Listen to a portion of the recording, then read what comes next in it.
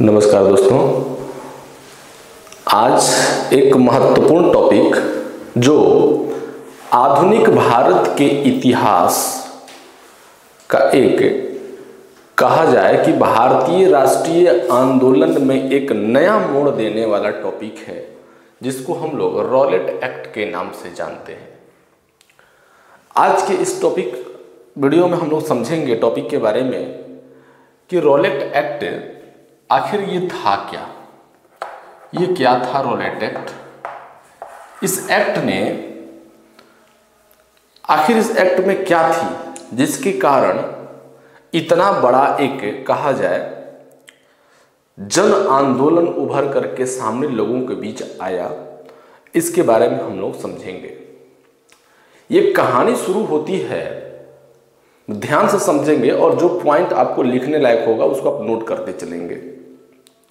ये कहानी तब शुरू होती है जब महात्मा गांधी जी को दक्षिण अफ्रीका से 1915 में भारत लौटना और उसके साथ साथ भारत में आकर के उनको यह प्रण लेना कि मैं समुचित भारत में 1 वर्ष तक भ्रमण करूंगा और भ्रमण करने के दौरान भारत के किसान, मजदूर और सामान्य वर्ग, निचले वर्ग के जो भी व्यक्ति हैं उनकी समस्याओं को जानना, उनसे रूबरू परिचित होना, इसको लेकर के उन्होंने यह प्रण लेते हैं कि 1 वर्ष तक मेरा कार्य यही रहेगा। और फिर उन्होंने अपने वादों के मुताबिक देश की आज़ादी के लिए गरीब, मजदूर, किसानों को उनके हक को दिलाने के लिए शुरुआती दौर से कहा जाए तो बिहार, अहमदाबाद, देखिएगा कि बिहार में चंपारण सत्याग्रह, अहमदाबाद मिल हड़ताल 1918 गुजरात से और खेड़ा सत्याग्रह 1918 गुजरात से उन्होंने भ्रमण भी किया। और आह्वान किए जाने पर, उन्हें बुलाए जाने पर, हालांकि ये जो टॉपिक 300 टॉपिक आपको दिख रहा है, चंपारण सत्याग्रह, अहमदाबाद मिल, खेड़ा सत्याग्रह, इसका वीडियो हमने अपलोड कर दिया है पहले ही। यदि आप नहीं देखेंगे तो उसको देखें और उसके बाद इस वीडियो को देखेंगे तो बहुत ज़्यादा समझ में आएगा। हालांकि इस टॉपिक को भी समझेंगे तो समझ में आएगा, लेकिन इसके बाद जरूर उस वीडियो को जरूर देखिएगा। तो चंपारण आंदोलन में उन्होंने भाग लिया।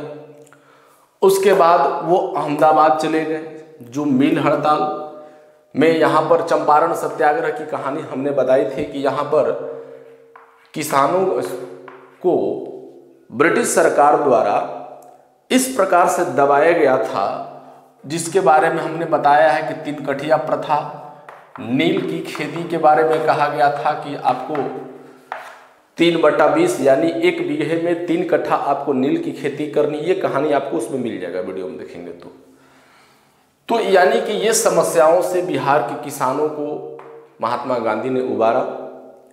चंपारण आंदोलन सत्याग्रह के माध्यम से ये सबसे पहली, अगर भारतीय इतिहास के, आधुनिक भारत के इतिहास में देखा जाए तो महात्मा गांधी की सबसे पहली सफलता की श्रेणी बिहार से ही प्रारंभ होती है, जो चंपारण सत्याग्रह के नाम से हम लोग जानते हैं। उसके बाद बुलाए जाने पर वो अहमदाबाद चले जाते हैं, जहाँ पर मिल हड़ताल हुआ रहता है। 1918 की बात है, जहाँ पर मजदूरों को उनको बोनस देने से मना किया जाने लगा।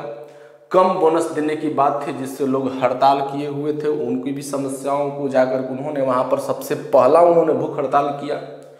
और उसके साथ साथ खेड़ा सत्याग्रह गुजरात में ही 1918 में किसानों से संबंधित था, उसकी भी बात इन्होंने किया। यहाँ पर उन लोगों से सूखे पड़ जाने पर भी वहाँ के किसानों से माल गुजारी ली जाती थी, टैक्स लिए जाते थे। यानी यहाँ खेड़ा सत्याग्रह के माध्यम से भी खेड़ा के किसानों को उन्होंने इस आंदोलन में सफलता दिलाई। यानी कहने का तात्पर्य मेरा यह है कि महात्मा गांधी अपने वादे के मुताबिक भारत के भ्रमण करने में वो उतर गए और प्रण के अनुसार उन्होंने कार्य भी किया। कहा जाता है कि चंपारण सत्याग्रह 1917 ईस्वी में बिहार के चंपारण जिले में जो किसानों का अत्याचार हुआ उसको रोकने के लिए महात्मा गांधी ने इसको चंपारण आंदोलन किया, शॉर्ट में आप कह सकते हैं। अहमदाबाद मिल का हड़ताल जो था 1918 में महात्मा गांधी द्वारा यह प्रथम भूख हड़ताल था। कोई पूछ देगा या किसी भी एग्जाम में आ जाएगा कि महात्मा गांधी द्वारा सबसे पहली बार भूख हड़ताल कब किया गया, तो 1918 में। किस आंदोलन में? तो अहमदाबाद मिल हड़ताल से संबंधित जो आंदोलन था उसमें। इसमें क्या था कि मजदूरों को मालिकों से तानाशाही से मुक्ति कराने से संबंधित था। और इसके साथ साथ 1918 में जो प्रथम असहयोग आंदोलन, जिसको खेड़ा सत्याग्रह के नाम से भी हम लोग जानते हैं, गुजरात के खेड़ा जिले के किसानों को ब्रिटिश सरकार के तानाशाही के रूप में लगाए गए टैक्स से किसानों को मुक्ति इन्होंने दिलाया। और जो गांधी जी की देखी जाए अगर भारतीय इतिहास के, आधुनिक भारत के इतिहास के संदर्भ में महात्मा गांधी के किए गए जो शुरुआती प्रयास थे और तीनों जो आंदोलन था, इसमें महात्मा गांधी को लगातार सफलता मिलते गई। और सफलता जब मिलते गई तो इससे हुआ क्या, तो एक बहुत बड़ा यहां पर बदलाव आया। महात्मा गांधी जब इन तीन आंदोलनों में भाग लिया उन्होंने, तो भारत की किसान, मजदूर और सामान्य वर्ग, जो निम्न वर्ग के जो लोग थे, उनके बीच उनको जाने का मौका मिला। और लगातार महात्मा गांधी की तीनों सफलता से ब्रिटिश सरकार हतोत्साहित हो गई।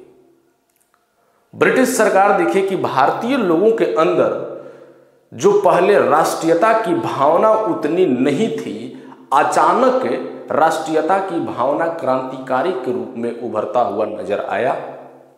और जो ब्रिटिश सरकार के लिए धीरे धीरे सरदर्द बन चुकी थी। और ब्रिटिश सरकार समझ गई कि अगर इसी प्रकार भारतीयों के अंदर राष्ट्र की चेतना, जागृता जगी रही, राष्ट्रीयता की क्रांतिकारी दौड़ते रही, तो एक दिन अवश्य आएगा कि ये लोग हम लोगों को भारत से जरूर खदेड़ देंगे। स्थिति उसी बीच क्या होता है, अब शुरुआत होती है रॉलेट एक्ट की। 1919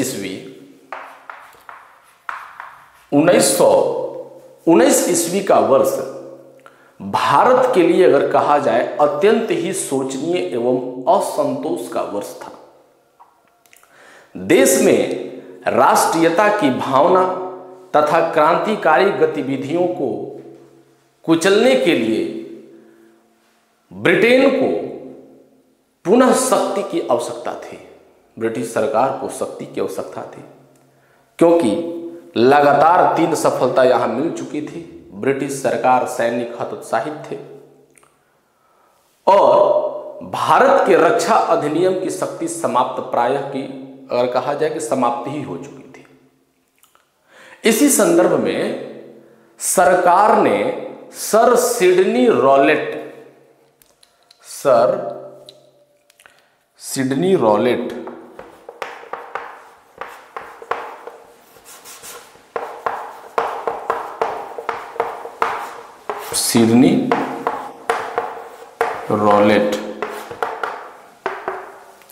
ब्रिटिश सरकार ने सिडनी रॉलेट की नियुक्ति की, जिन्होंने इस बात की जांच करनी थी।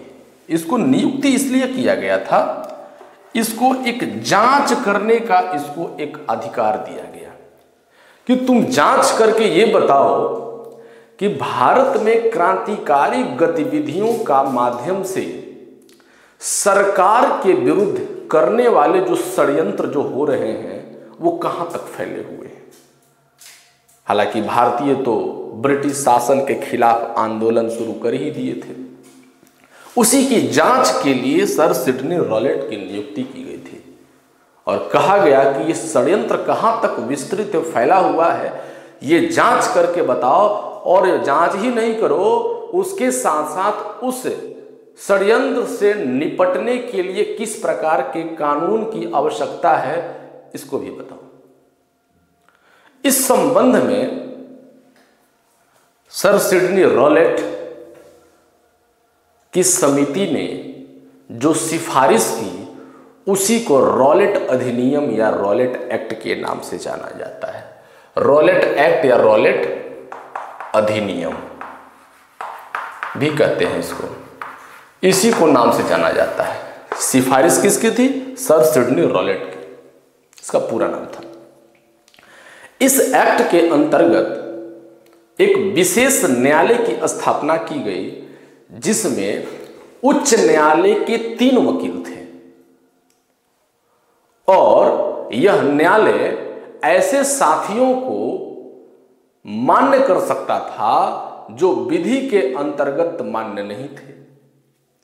अर्थात अगर नियम कानून के अनुसार देखा जाए, विधि यानी लॉ के हिसाब से जो मान्य नहीं था, लेकिन फिर भी जबरदस्ती कहा जाए, तानाशाही पूर्वक कहा जाए, तो उसमें स्पेशल न्यायालय की व्यवस्था करके कहा गया कि अगर इनमें से कोई मामला आता है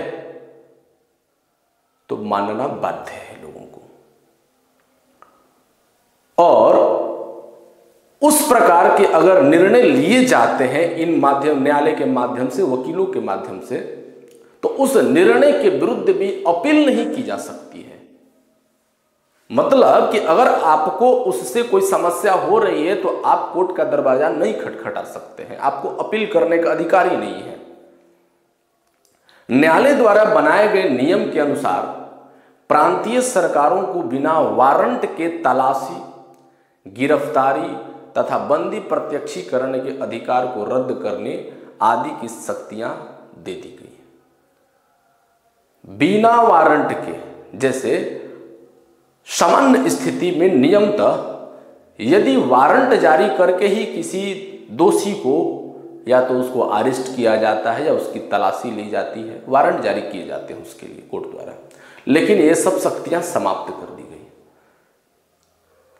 और उसको कहा गया कि बिना वारंट के तलाशी और गिरफ्तारी और बंदी प्रत्यक्षीकरण का अधिकार दे दिया गया। युद्ध काल में अगर देखा जाए कि अगर युद्ध की स्थिति चल रही है, इमरजेंसी की स्थिति हो, तो ऐसी अगर बात आती है तो अगर कहा जाए कि चलिए कुछ मामले तक ठीक है, लेकिन सामान्य स्थिति में यह विधेयक एक प्रकार से काला कानून के रूप में प्रतीत होता है और इसके विरुद्ध में भारतीयों ने अपनी तीव्र प्रतिक्रिया व्यक्त की।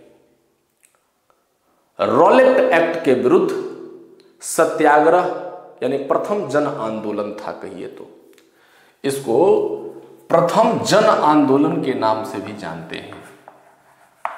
प्रथम जन आंदोलन प्रथम विश्व युद्ध की समाप्ति के बाद, चूंकि 1914 में प्रथम विश्व युद्ध समाप्त हो चुका था, शुरू हो चुका था, 18 में समाप्त हुआ, तो प्रथम विश्व युद्ध के समाप्ति पर जब भारतीय जनता संवैधानिक सुधारों का इंतजार कर रही थी, तो ब्रिटिश सरकार ने दमनकारी रॉलेट एक्ट को जनता के सम्मुख पेश कर दिया, जिसे भारतीयों ने अपना घोर अपमान समझा।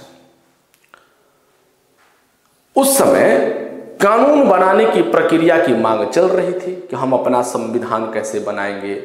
चार्टर एक्ट अधिनियम 1900 और उसके बाद देखिएगा कि संविधान की विकास की प्रक्रिया शुरू ही हो चुकी थी 1773 से ही, अगर देखा जाए तो, यानी उसकी विकास की प्रक्रिया चल ही रही थी। जनता संवैधानिक सुधारों का इंतजार कर रही थी। अब ब्रिटिश सरकार के द्वारा इस प्रकार की दमनकारी काला कानून भारतीयों के ऊपर लगाना, भारतीयों ने सोचा कि हमारा घोर अपमान है और अपने पूर्ववर्ती अभियानों के अक्षम साहसी और कहा जाए अदम्य साहसी भी हो चुके थे भारतीय, क्योंकि 3 आंदोलन में सफलता मिल चुकी थी। गांधी जी ने फरवरी 1919 में प्रस्तावित रॉलेट एक्ट के विरुद्ध में देशव्यापी आंदोलन का आह्वान किया। कहा कि इस एक्ट के विरुद्ध, इस काला कानून के विरुद्ध हम लोग सत्याग्रह करेंगे। हालांकि महात्मा गांधी का आंदोलन अहिंसक रूप से होता था, उसमें हिंसा की कोई बात नहीं होनी थी, उन्होंने हिंसा की कभी बात भी नहीं की। किंतु संवैधानिक प्रतिरोध का जब सरकार पर कोई असर नहीं पड़ा, आंदोलन किया गया लेकिन सरकार पर इसका कोई असर नहीं पड़ा, तो गांधी जी ने सत्याग्रह प्रारंभ करने का निर्णय कर दिया। पहले बातों से समझाने का प्रयास किया, जब लोग नहीं समझे तो सत्याग्रह प्रारंभ करने का निर्णय कर दिया। उसके लिए एक सत्याग्रह सभा गठित की गई तथा होम रूल लीग के युवा सदस्यों से संपर्क करके अंग्रेजी हुकूमत के विरुद्ध संघर्ष करने का निर्णय हुआ। प्रचार कार्य भी प्रारंभ हो गया। राष्ट्रव्यापी हड़ताल, उपवास तथा प्रार्थना सभाओं के आयोजन का फैसला किया गया।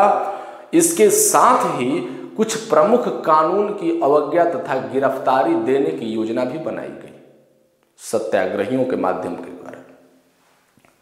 यह सत्याग्रह 6 अप्रैल 1919 को प्रारंभ किया जाना था, किंतु तारीख की गलतफहमी के कारण सत्याग्रह प्रारंभ होने से पहले ही आंदोलन ने हिंसक रूप धारण कर लिया।